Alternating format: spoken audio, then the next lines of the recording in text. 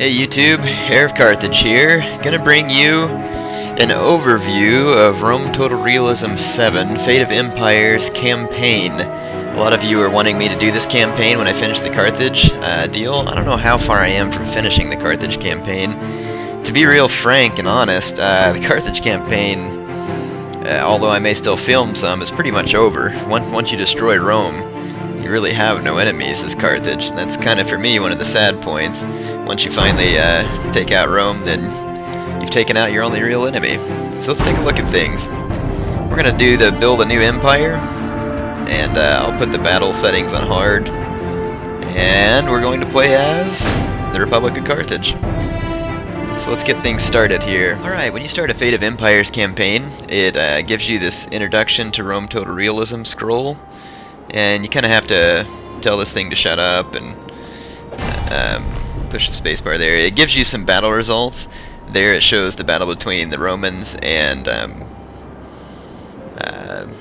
King Pyrrhus of Epirus, however you want to say it.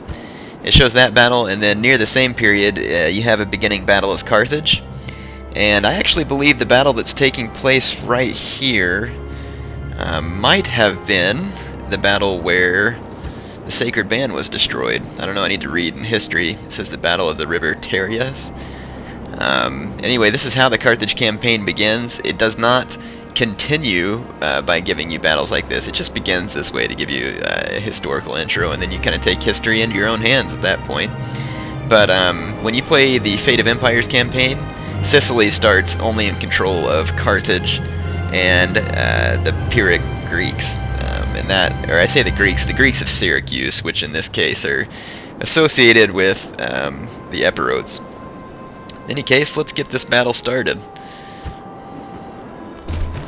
So here is the layout. I've been told by the advice lady that the Greek infantry is superior to mine, and as you can see here, the Greeks have a bunch of mercenary hoplites and polis, hoplitai, and polis means like the city. Poli was the city-states. And let's see, there's some Celtic and Spanish mercenaries,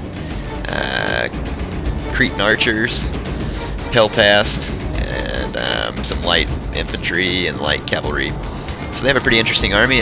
Mago and his army of Carthage, you can see, down here. You can definitely see the Greek infantry is better than mine. In any case, let's just get the battle started, and I'll show you on the battle map. So here we go. When recording on Rome Total Realism, it also runs at extremely low frame rates on fraps. So sorry about that. I hope it doesn't make too much impact on the gameplay that I decide to show you. This introduction is going to show you more on the battle map than it is on the campaign map. I'll make another introduction to show you kind of what it's like on the campaign map, because it is much different than it is on Rome Total War, just the regular version. Now, on this game, the trees are much more realistic, and it's going to really be impossible to show you what's going on if I leave my army in the woods, and it'll also be much harder for me to manage if I leave them in the woods. So I'm going to pull my troops out here onto this open ground, and what I'm going to do is set my skirmishers out front. Actually, I guess these are just light infantry. Yeah, these are Spanish light infantry, and they are armed with... They're armed with... what am I thinking? Javelins and round shields and swords. Let's see, what other infantry? This is my heavier infantry. It looks like Celtic infantry. I'll put them on my left flank, and they are also javelin armed. Pretty much all of my units are going to be javelin armed. Then I have Ligurian swordsmen and Neuragic goatskin warriors. Some pretty cool units. I'm going to put those on my left as well. I'm going to overload some sword infantry there.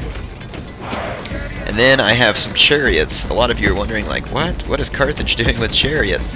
Well, Carthage did use chariots in their earlier days, and these chariots represent that. They are not the chariots like you see on Rome Total War vanilla version. They are much, much different.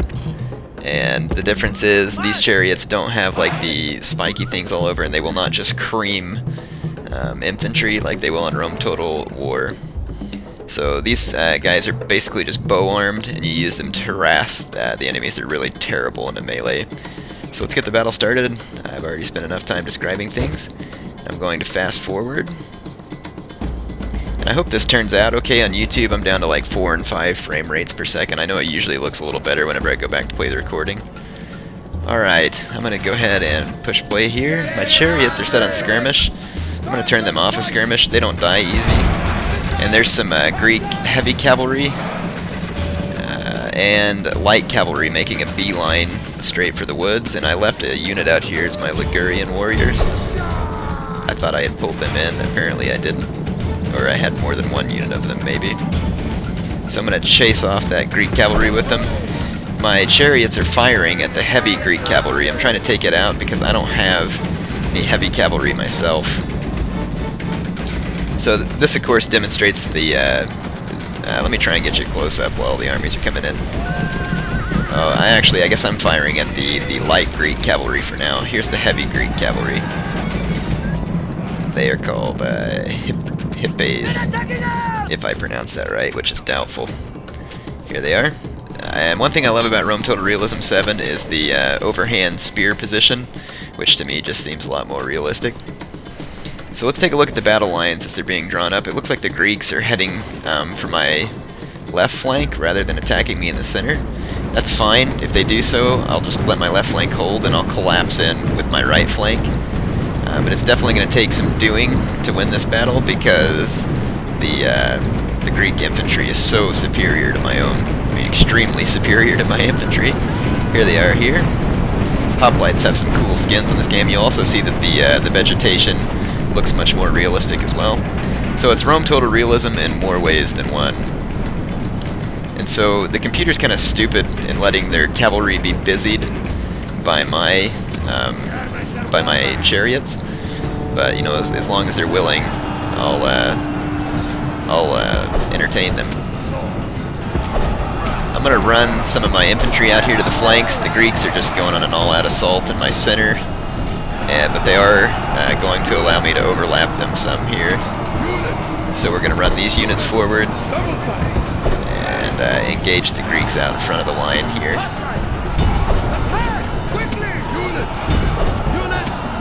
So what we're going to do is try and wrap up on them a little bit. And you can see their infantry's already tearing into my own. And that's because, like I said, I mean the Greek infantry. I'll get you some close-ups once I get my troops positioned.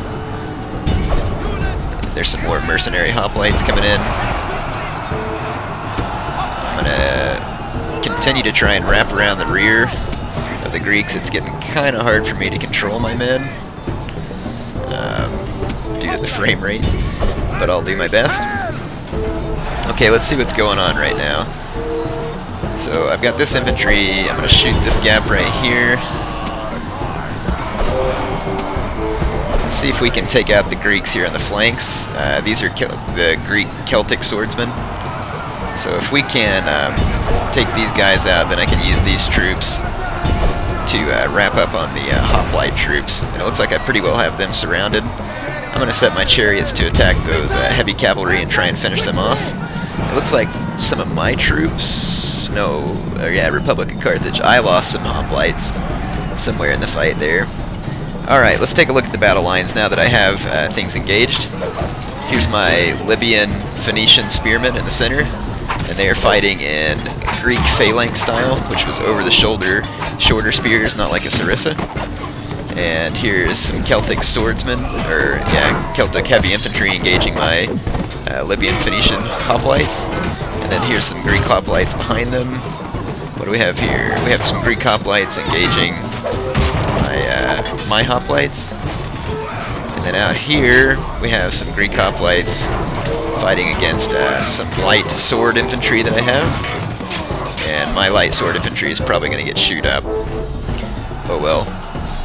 Hopefully they'll do something. And it looks like some of my troops... Oh, I routed some of the Greek troops here. But then my troops, I guess, went to follow and ended up getting cut up pretty good. Anyway, let me get those troops reassigned here. Let's see how the fight's going in the center. It looks like I'm kind of losing this fight right here where there's a bunch of Greek troops all bunched up on me. Let's focus some archer fire on them and see if that will help. I'm going to throw some javelins in there as well. But now I'm going to retask my archers here. Let's see, there's the heavy cavalry. I don't know what the Greeks are doing with their heavy cavalry, but they're not being so effective with it. I think they're attacking my chariots, but it's not having a whole lot of effect. I am going to get my chariots, I guess, beating in on the backs of these Greek hoplites here, and that will help tip this battle a little bit to my favor, hopefully. So let me get you some more close-ups here. These Greek infantry are really annihilating my men. I'm going to take my Carthaginian general, see if we can run some strikes anywhere to help tip some different parts of the battle into my favor. General's straying a little bit close to my line there. Don't want that. I hope I have time. I may not have time to record this whole battle. Oh crap, I just lost my light infantry over here. That's bad. Yeah, my light infantry that's fighting those phalanx troops is now dying, and that's understandable. And hopefully my chariot archers there are making a dent on those phalanx troops. I gotta be careful, hopefully I don't lose my general here, but if I can do anything to try and weaken these Greek troops a little, I badly need to do it. So let's see, I'm gonna keep hitting these Greek troops in the rear. Hopefully if I continue to hit these barbarian troops, I might possibly be able to cause a breach. And I'm going to hit these hoplites from behind with my light cavalry. Not going to be as good as if I had a nice unit of heavy cav, but it's going to have to work.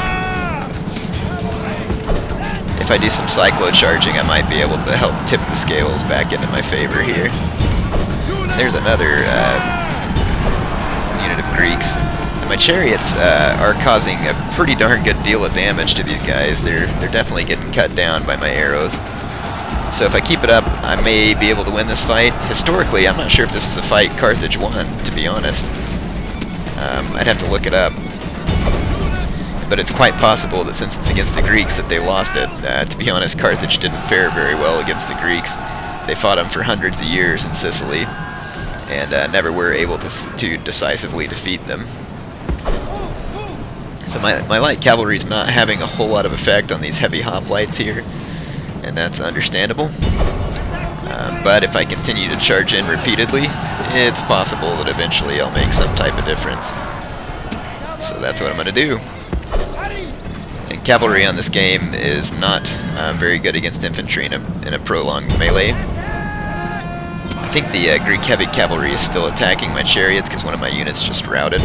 But really, I've just got to keep my chariots firing away on the backs of these hoplites. Their missile fire is the only thing that might possibly turn the odds to my favor.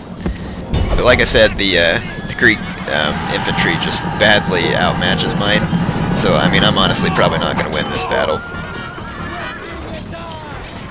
There's my horses trying to make some type of retribution.